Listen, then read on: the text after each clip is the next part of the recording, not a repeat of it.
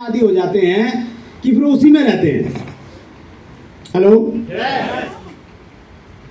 लेकिन अगर आपको परेशानी होती है उस प्रकार के माहौल में, उस प्रकार की बातों से, तो ये मान के चलिए कि ऊपर वाले ने आपके लिए कुछ बहुत बड़ा प्लान कर रखा है।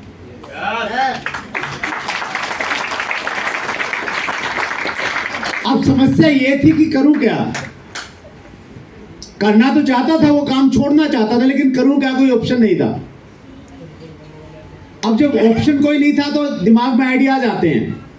तो मेरे दिमाग में अलग अलग से आइडिया आते थे। कई बार मुझे लगता कि मैं एक है ना मसाले की फैक्ट्री बना लेता हूं। MDH वाले जो बाबा जी है ना, बड़ा पैसा कमा रहे हैं, चलो मैं भी कुछ ऐसा ब्रांड बनाता हूं। तो मेरा एक साथी था दिनेश, मैं उससे बात करता तो उसने मेरा नाम निकाल दिया योजना मंत्री। क्या निकाल दिया? योजना मंत्री, प्लानिंग मिनिस्टर। प्लानिंग बहुत आती थी मेरे दिमाग में, लेकिन फिर समझ नहीं आता यार, पैसा नहीं है, कैसे चलेंगे, कैसे होगा, क्या होगा, फिर छोड़ देता।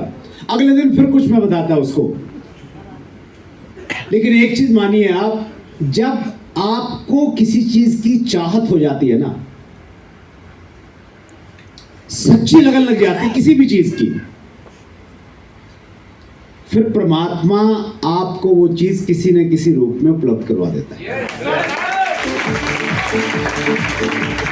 और एक बहुत बड़ी लर्निंग मैं आपको याद दिलाना चाहता हूं। 10वीं तक की पढ़ाई कितने लोगों ने की है? 10वीं या 10वीं से ज्यादा? अच्छा, अब सही है, राइट। 10वीं के अंदर एक कहानी आती थी, हिंदी में आती थी पहले, फिर थोड़ा सा अंग्रेजी में आने लगी थी, और वो कहानी थी थ्रस्टी करो वाली कहानी, प्यासे कौवे की कहानी। कितने लोगों ने पढ़ी है?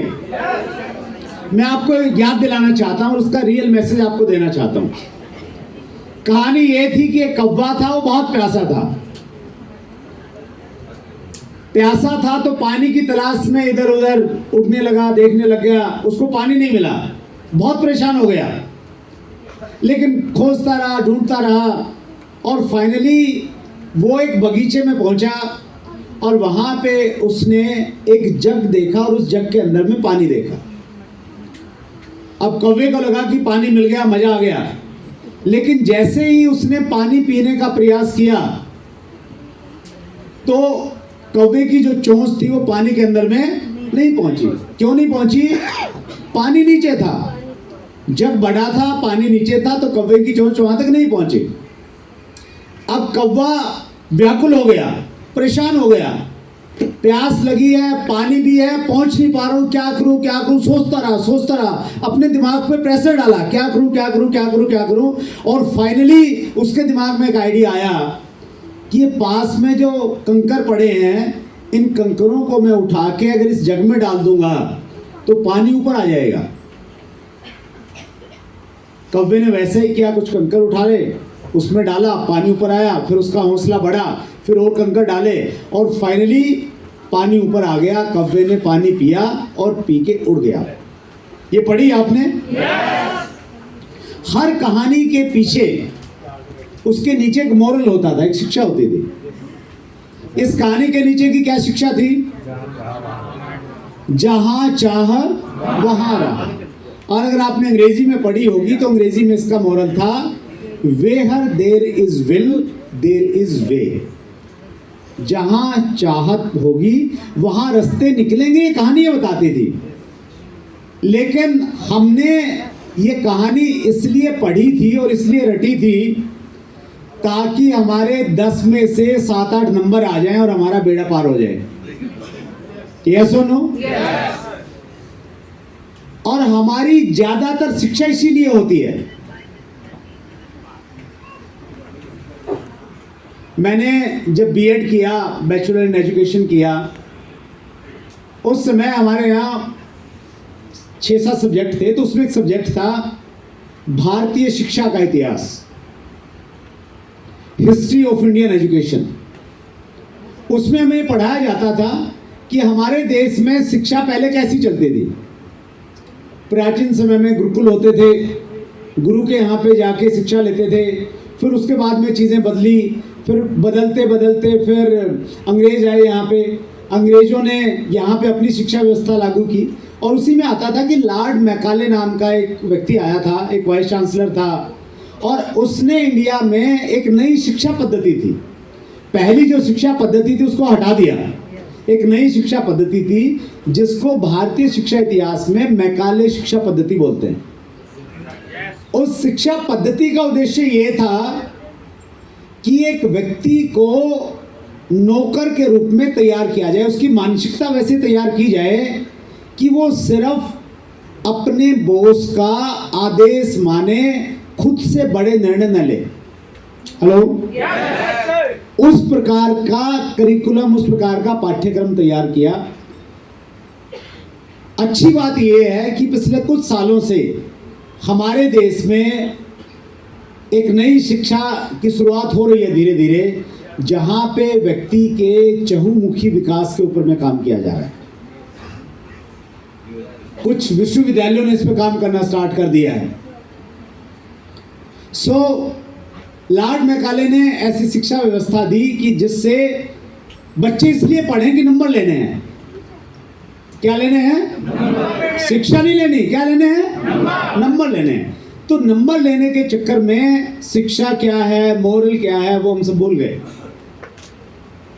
ये कहानी और ऐसी कई तरह की कहानी है। अगर उनकी शिक्षा आज भी सार्थक है, आप उनको अपनी जिंदगी में अपना लें।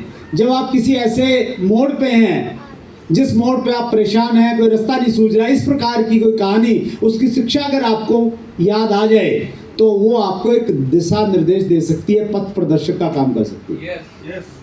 और उस समय जब मैं चाह रहा था कि मैंने केबल का काम नहीं करना है, बिजनेस करना है, पैसे कमाने हैं, ऐसा काम करना है जिस काम में टाइम फ्रीडम हो, जिस काम में पैसा हो, ऐसा कोई काम करना है, उसी समय चूंकि ये मेरी बर्निंग डिजायर बन गई थी, चाहत बन गई थी, उसी समय भगवान ने मेरे दोस्त को मेरे पास में भेजा और मेरे दोस्त ने कहा कि आज शाम को मेरे घर पे आइए, आपसे खास बात करनी है। और मैं उनके घर पे गया, और जब मैं उनके घर पे गया तो मैंने देखा वहाँ पे 3-4 लोग और बैठे हुए थे, और एक सज्जन कहीं दूर से आए हुए थे, और उस सज्जन ने एक पेपर लिया और हमें बोला कि आप ध्यान से मेरी बात को सुनिए, मैं आपके 10 मिनट लूँगा। और उन्होंने पेपर के ऊपर में 3 शब्द लिखे ऐसे, RCM, राइट कॉन्सेप्ट मार्केटिंग।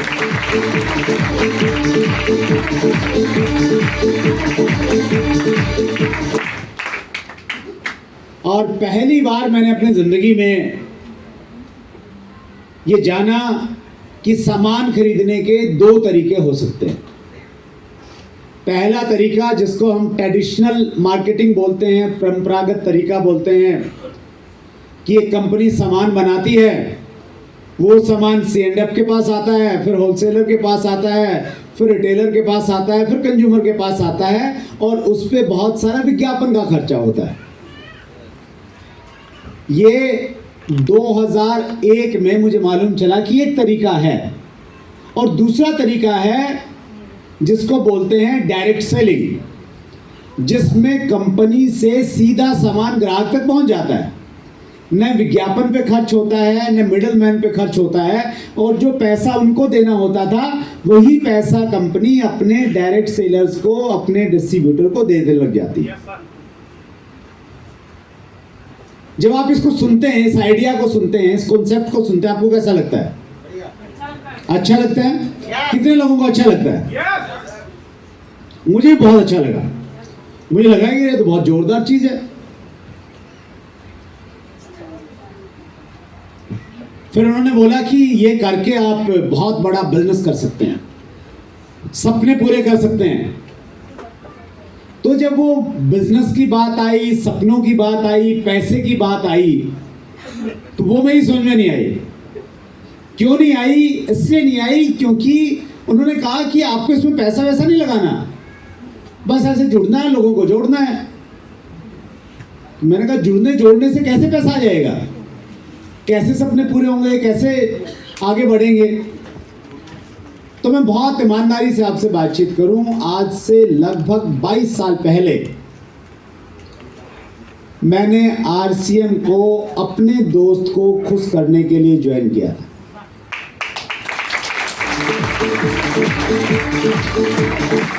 आप में से कितने साथी हैं जिन्होंने किसी को ओबलाइज करने के लिए, खुश करने के लिए, किसी का मान रखने के लिए ज्वाइन किया था? पहली फीलिंग यही थी बस। अच्छा, कुछ ऐसे भी हैं जिन्होंने किसी से पिंड छुटाने के लिए किया था।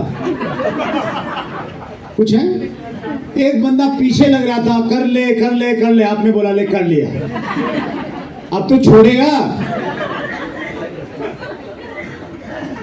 आपने कैसे भी किया, पिंड छुटाने के लिए किया, किसी को खुश करने के लिए किया, वो इंपॉर्टेंट नहीं है। इंपॉर्टेंट ये है, जब तक आप आरसीएम को करेंगे तब तक कुछ नहीं होगा, लेकिन जिस दिन आरसीएम आपके अंदर में उतर जाएगा और ये अंदर से कुछ करवाने लग जाएगा, उस दिन बहुत कुछ हो जाएगा।